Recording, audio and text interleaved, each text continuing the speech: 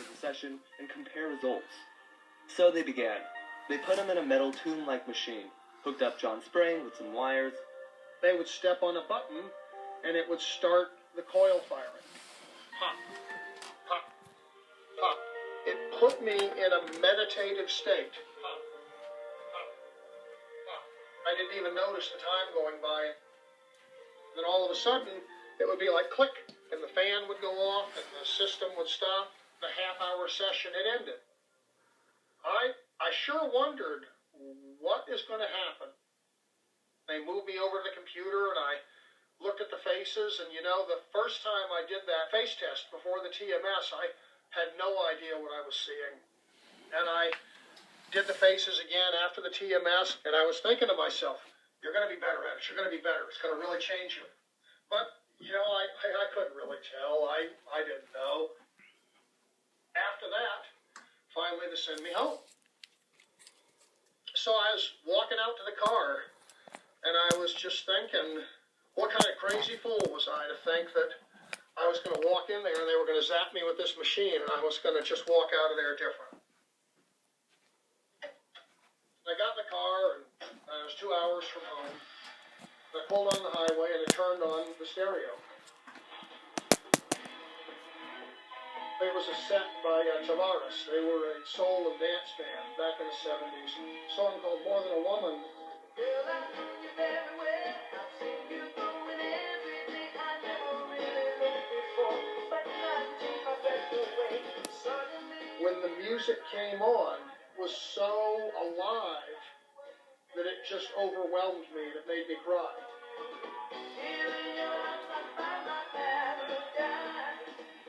I was hearing the emotions and the joy, and I could even like see it, and I never heard that before.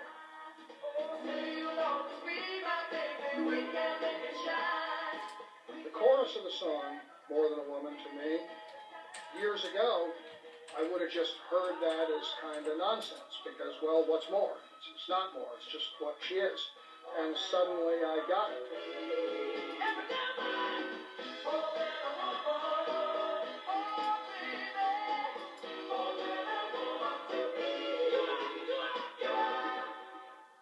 I just listened to the music all night long. It was magical.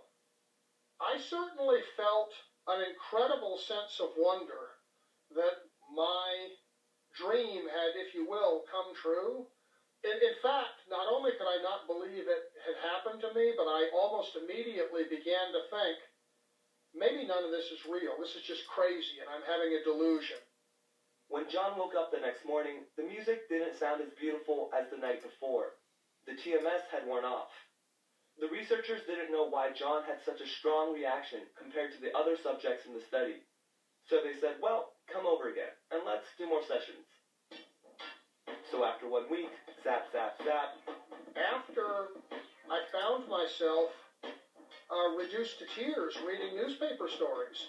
I could read a newspaper story about someone who got sick and died. I couldn't do it because I would get choked up trying to read it. Also, John couldn't watch movies with his family at all. Scary movies would now terrify him, while sad scenes brought him to tears. The morning after one of these stimulations, I walked into the waiting room at my car company, and it was like I was hit with this tsunami of emotion from the people sitting there. They were anxious, they were worried, and they were scared, and they were angry. And one person comes up, she starts telling me about her car, and I see, oh, she's worried about her kids, and she's worried about her car, and can she afford to pay for this? That was almost enough to make me start crying, and I said, excuse me, then I go outside, and I had to step out the front door just to get away from that. So it didn't take long at all for me to realize that this ability to see emotions in people was not what I had fantasized. Frankly, it felt more disabling and overwhelming than being oblivious had been before. The most profound changes were between John and his wife. The thing that happened was, as I said earlier, we would wake up in the morning and Martha would say, well, I'm feeling sad. I'm going to stay in bed today. I would say, oh, okay, I'll see you this evening, and I would go to work. But now, after the TMS, she would wake up and she wouldn't even have to say she was sad, and I would feel it.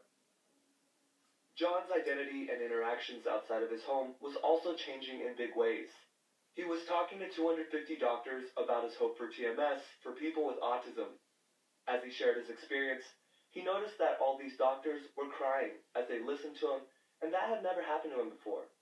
So he went home and told his wife how neat that was, and she said, well, you won't need me anymore. And I just felt so sad at that. I think she felt that suddenly, if I could see emotion in other people, she thought I would have no use for her.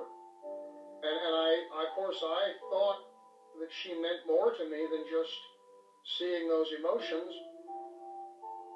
But Martha was kind of right.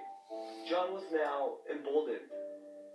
I thought that I had these kind of superpower abilities to connect with people and make friends. I could have a whole new life.